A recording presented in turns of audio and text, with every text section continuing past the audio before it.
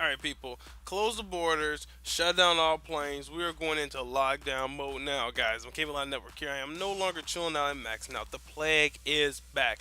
Now, if you basically do not know what the plague is, it was also called the Black Death. Now, I would really pay attention in history class.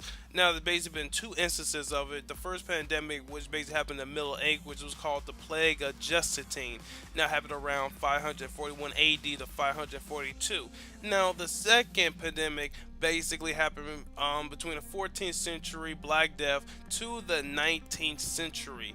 Now, I know in one instance in Moscow in the 1771, during that time, it lost a third of its population to the plague. Now, basically, a lot of symptoms to the plague. One symptom, basically, your skin, like your digits, basically your fingers, the skin turns very black and dead. Like, it legitimately looks like something off of the Mummy movie. Now, basically, rats carry these diseases everywhere, and then the actual ticks on them actually spread it to other people because the tick suck their blood is inside the tick and it goes on another person and basically spews the blood back out. Now there's a few direct contexts and way you can transmit it. One is coughing or sneezing on another person. If somebody's infected with the plague and they cough on you, you basically got it. So it's gonna be time to shoot people. But anyway, now direct physical contact, touching an infected person, including sexual contact, which means this is the next CD. Now, indirect contact, usually by touching like contamination or contaminated surface, like you touch the ground, or if somebody touches a counter and you touch it, you can get it. Like this is a highly dangerous disease. Airborne. Oh Lord, it's airborne. Oh Lord.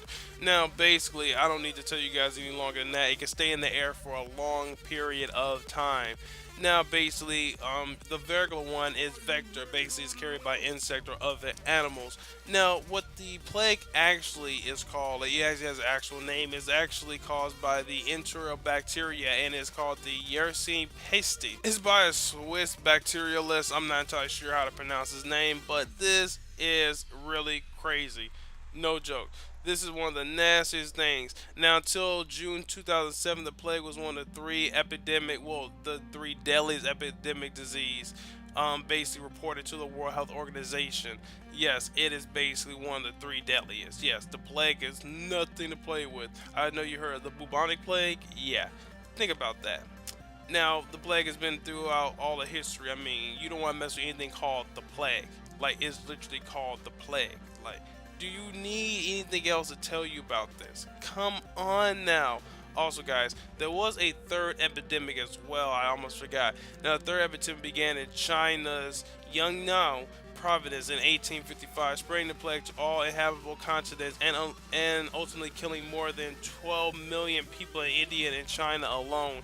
Now, basically, waves of the pandemic may have come from two different sources. The first is primarily the bubonic and was carried around the world through ocean-going trade, transporting infecting person rats, cargoes harboring fleas. The second is person-to-person contamination. Basically, on those ships, you're going to be close to about a ton of people, especially if you're moving from one place to the next. So catching the stuff is highly probable.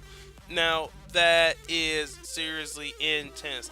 Now, some people were talking about the plague as a biological weapon. Yes, it really is kind of a biological weapons. And if you think about it, medieval Europe detailed the use of infected animal carcasses such as cows and horses and human carcasses to actually try to contaminate enemy water supply. Huh, so this was used as a biological weapon before. Alright, now basically the bubonic plague affects the lymph nodes. Now basically, within 3 to 7 days of exposure, the plague bacteria will develop flu-like symptoms such as fever, headaches, chills, weakness, swollen and tender lymph nodes. Now if you have any of these symptoms, take your ass to the doctor and stay the hell away from me. I'll shoot you. Now this is crazy, guys. We need to seriously just close off our borders, halting trade and such, and use the resources we have here. No joke.